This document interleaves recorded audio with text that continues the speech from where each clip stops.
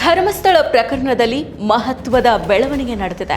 ಧರ್ಮಸ್ಥಳ ದೇವಾಲಯ ಆಡಳಿತ ಮಂಡಳಿ ನಡೆಸ್ತಾ ಇರೋ ವಸತಿ ಗೃಹಗಳಿಂದ ದಾಖಲೆಗಳನ್ನು ಸಂಗ್ರಹ ಮಾಡಿದ ಎಸ್ಐಟಿ, ಲಾಡ್ಜ್ಗಳ ಸಿಬ್ಬಂದಿಯ ವಿಚಾರಣೆಯನ್ನ ನಡೆಸ್ತಾ ಇರೋ ಎಸ್ಐಟಿ. ನಮಸ್ಕಾರ, ADN.comಗೆ ಸ್ವಾಗತ. ನಾನು ಸಪನ. ಧರ್ಮಸ್ಥಳದಲ್ಲಿ ನಡೆದಿದೆ ಎನ್ನಲಾದ 400ಕ್ಕೂ ಹೆಚ್ಚು ಅಸಹಜ ಸಾವುಗಳಿಗೆ ಸಂಬಂಧಿಸಿದಂತೆ ಎಸ್ಐಟಿ ಮುಂದಿನ ಹಂತದ ತನಿಖೆಯನ್ನು ನಡೆಸ್ತಾ ಇದೆ. ಹಲವು ಆಯಾಮಗಳಲ್ಲಿ ತನಿಖೆ ನಡೆಸ್ತಾ ಇರೋ ಎಸ್ಐಟಿ ಇದೀಗ ಧರ್ಮಸ್ಥಳ ದೇವಾಲಯ ಆಡಳಿತ ಮಂಡಳಿ ನಡೆಸ್ತಾ ಇರೋ ವಸತಿ ಗೃಹಗಳ ಬುಕಿಂಗ್ ಲೆಡ್ಜರ್ ಸೇರಿದಂತೆ ಹಲವು ದಾಖಲೆಗಳನ್ನು ಸಂಗ್ರಹ ಮಾಡಿದೆ. ಧರ್ಮಸ್ಥಳ ಪ್ರಕರಣಕ್ಕೆ ಸಂಬಂಧಿಸಿದಂತೆ ಒಂದೊಂದೇ ಸತ್ಯ ಇದೀಗ ಆಚೆ ಬರ್ತಾ ಇದೆ. ಇತ್ತೀಚೆಗೆ ಆಘಾತಕಾರಿ ವಿಚಾರವೊಂದು ಬಯಲಿಗೆ ಬಿದ್ದಿತ್ತು. 1990ರಿಂದ 2021 ನಡುವೆ ಧರ್ಮಸ್ಥಳದಲ್ಲಿ ಪತ್ತೆಯಾದ 74 ಅಪರಿಚಿತ ಶವಗಳನ್ನು ಪತ್ತೆಯಾದ ದಿನದಂದೇ ಸಮಾಧಿ ಮಾಡಲಾಗಿದೆ ಅನ್ನೋ ವಿಚಾರವನ್ನ ಸ್ವತಃ ಧರ್ಮಸ್ಥಳ ಪಂಚಾಯತ್ ದಾಖಲೆಗಳೇ ಬಹಿರಂಗಪಡಿಸಿದ್ವು. ಈ ಆಘಾತಕಾರಿ ವಿಚಾರದ ಬೆನ್ನು ಬಿದ್ದಿದ್ದ ಎಸ್ಐಟಿ ತನ್ನ ತನಿಖೆಯನ್ನ ಮುಂದುವರೆಸಿದೆ.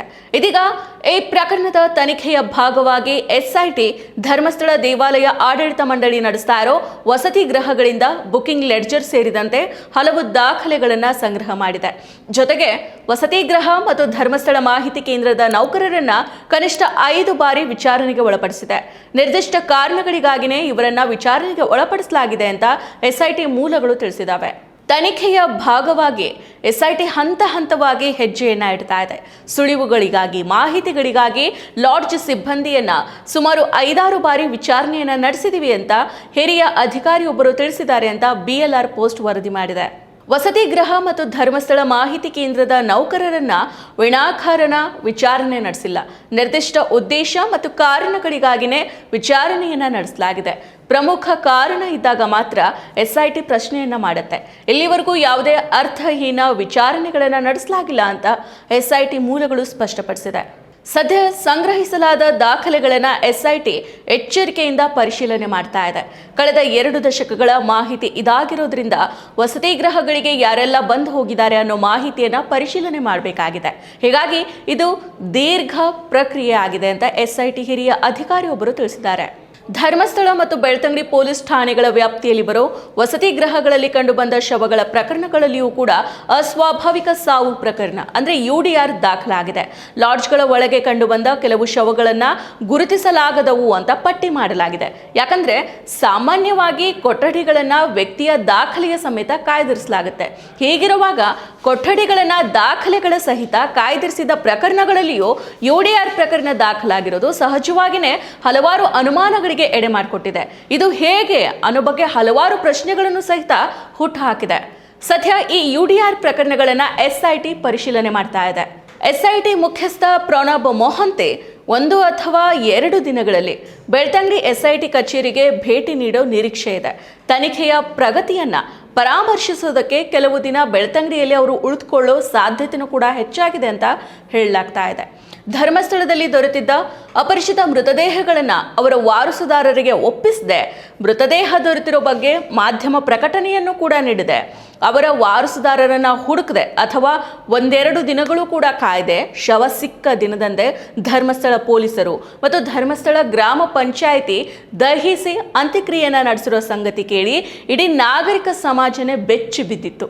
ಇದೀಗ ಲಾಡ್ಜ್ಗಳಲ್ಲಿನೇ ಶವಗಳು ಕಂಡು ಬಂದರೂ ಕೂಡ UDR ಪ್ರಕರಣ ದಾಖಲಾಗಿರೋದು ಹಲವಾರು ಅನುಮಾನಗಳಿಗೆ ಎಡೆ ಮಾಡಿಕೊಟ್ಟಿದೆ. ಧರ್ಮಸ್ಥಳ ಪಂಚಾಯತ್ ಇಲ್ಲಿವರೆಗೂ ಕೂಡ ಅಕ್ರಮವಾಗಿ ಹೂತು ಹಾಕಿದ್ದು ಬರೋಬ್ಬರಿ 74 ಶವಗಳು. ವಿಧಿ ವಿಜ್ಞಾನ ಪರೀಕ್ಷೆಯನ್ನು ನಡೆಸ್ದೆ, ಕಾನೂನು ನಿಯಮಗಳನ್ನು ಪಾಲಿಸ್ದೆ ಧರ್ಮಸ್ಥಳ ಪೊಲೀಸ್ ಮತ್ತು ಧರ್ಮಸ್ಥಳ ಪಂಚಾಯತ್ ಈ ರೀತಿ ನಡೆದುಕೊಂಡಿದ್ದು ಎಷ್ಟು ಸರಿ ಅನ್ನೋ ಪ್ರಶ್ನೆ ಒಂದು ಕಡೆ ಆದರೆ, ಲಾಡ್ಜ್ನಲ್ಲಿನೇ ಸಾವನ್ನಪ್ಪಿದವರ ಮಾಹಿತಿ ಸಿಗದೆ ಇರೋದು ಹೇಗೆ ಅನ್ನೋ ಪ್ರಶ್ನೆ ಮತ್ತೊಂದು ಕಡೆ.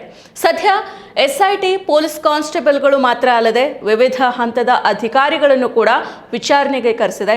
ನಿವೃತ್ತ ಅಧಿಕಾರಿಗಳನ್ನು ಕೂಡ ಕರೆಸಿಕೊಳ್ಳಲಾಗಿದೆ ಅನ್ನೋ ಮಾಹಿತಿ ಲಭ್ಯ ಆಗಿದೆ. ಅಷ್ಟೇ ಅಲ್ಲ, ಧರ್ಮಸ್ಥಳ ಕ್ಷೇತ್ರದ ಆಡಳಿತ ಸಂಸ್ಥೆಗೆ ಸಂಬಂಧಪಟ್ಟಂತಹ ಹಲವಾರು ಮಾಜಿ ಮತ್ತು ಹಾಲಿ ಸಿಬ್ಬಂದಿಗಳನ್ನು ತೀವ್ರ ವಿಚಾರಣೆಗೆ ಒಳಪಡಿಸಿದೆ. ಚಿನ್ನಯ್ಯ ಹೇಳ್ತಾ ಇದ್ದ ಆ ಮಾಹಿತಿ ಕೇಂದ್ರದ ಸಿಬ್ಬಂದಿಗಳಿಗೂ ಕೂಡ ಈಗ ನೋಟಿಸ್ ಹೋಗಿದೆ ಅಂತ ಹೇಳಲಾಗ್ತಾ ಇದೆ. ಅವರನ್ನು ಕೂಡ ಎಸ್ಐಟಿ ವಿಚಾರಣೆಗೆ ಒಳಪಡಿಸ್ತಾ ಇದೆ. ಧರ್ಮಸ್ಥಳದ ಧರ್ಮಾಧಿಕಾರಿ ವೀರೇಂದ್ರ ಹೆಗ್ಡೆ ಅವರ ಕುಟುಂಬದ ಹಿಡಿತದಲ್ಲಿರೋ ಶರಾವತಿ, ವೈಶಾಲಿ, ಗಾಯತ್ರಿ ಲಾಡ್ಜ್ಗಳಲ್ಲಿಯೂ ಕೂಡ ಹಲವಾರು ಅಪರಿಚಿತ ಶವಗಳು ಪತ್ತೆಯಾಗಿವೆ. ಹೀಗಾಗಿ ಆ ಎಲ್ಲಾ ಲಾಡ್ಜ್ಗಳ ಸಿಬ್ಬಂದಿಗಳಿಗೂ ಕೂಡ ನೋಟಿಸ್ ಅನ್ನ ನೀಡಿ ವಿಚಾರಣೆಗೆ ಹಾಜರಾಗೋದಕ್ಕೆ ತಿಳಿಸಿತ್ತು. ಇದೀಗ ಮುಂದುವರೆದ ಭಾಗವಾಗಿ ಎಸ್ಐಟಿ ಲಾಡ್ಜ್ ಸಿಬ್ಬಂದಿಯನ್ನ ವಿಚಾರಣೆ ನಡೆಸಿದೆ. ಜೊತೆಗೆ ಬುಕಿಂಗ್ ಲೆಡ್ಜರ್ ಸೇರಿದಂತೆ ಹಲವು ದಾಖಲೆಗಳನ್ನು ಸಂಗ್ರಹ ಮಾಡಿದೆ. ಧರ್ಮಸ್ಥಳ ಪೊಲೀಸರು, ಧರ್ಮಸ್ಥಳ ಕ್ಷೇತ್ರದ ಆಡಳಿತ ಸಂಸ್ಥೆಯ ಮಾಜಿ ಮತ್ತು ಹಾಲಿ ನೌಕರರು, ಮಾಹಿತಿ ಕೇಂದ್ರದ ಸಿಬ್ಬಂದಿ ಹಾಗೂ ಲಾಡ್ಜ್ನ ಸಿಬ್ಬಂದಿ ಎಲ್ಲರನ್ನೂ ಕೂಡ ಎಸ್ಐಟಿ ವಿಚಾರಣೆ ನಡೆಸ್ತಾ ಇದೆ. ಆದರೆ ಪ್ರಮುಖವಾಗಿ ಎಸ್ಐಟಿ ಈ ಲಾಡ್ಜ್ಗಳ ಮಾಲೀಕರನ್ನ ಕೂಡ ಪ್ರಶ್ನೆಗೆ ಒಳಪಡಿಸಬೇಕಾಗಿದೆ. ಈ ಲಾಡ್ಜ್ಗಳ ಮಾಲೀಕರ ಗಮನಕ್ಕೆ ಬಾರದೆ ದಶಕಗಟ್ಟಲೆ ಆ ಲಾಡ್ಜ್ಗಳಲ್ಲಿ ಇಂತಹ ಅಕ್ರಮಗಳು ನಡೆಯೋದಕ್ಕೆ ಹೇಗೆ ಸಾಧ್ಯ ಅನ್ನೋದು ಜನಸಾಮಾನ್ಯರ ಪ್ರಶ್ನೆ ಆಗಿದೆ. ಹೀಗಿರುವಾಗ ಎಸ್ಐಟಿ ಅವರು ಈ ಮಾಲೀಕರನ್ನ ಯಾವಾಗ ವಿಚಾರಣೆಗೆ ಒಳಪಡಿಸ್ತಾರೆ ಅನ್ನೋದನ್ನ ಕಾದು ನೋಡಬೇಕಿದೆ. ಮತ್ತಷ್ಟು ವಿಶೇಷ ವಿಡಿಯೋಗಳನ್ನು ನೋಡಲು ಮತ್ತು ಹೊಸ ವಿಡಿಯೋಗಳ ಬಗ್ಗೆ ತಿಳಿಯಲು ಈ ದಿನ .com ಯೂಟ್ಯೂಬ್ ಚಾನೆಲ್ ಸಬ್ಸ್ಕ್ರೈಬ್ ಮಾಡಿ ಮತ್ತು ಬೆಲ್ ಐಕಾನ್ ಕ್ಲಿಕ್ ಮಾಡಿ.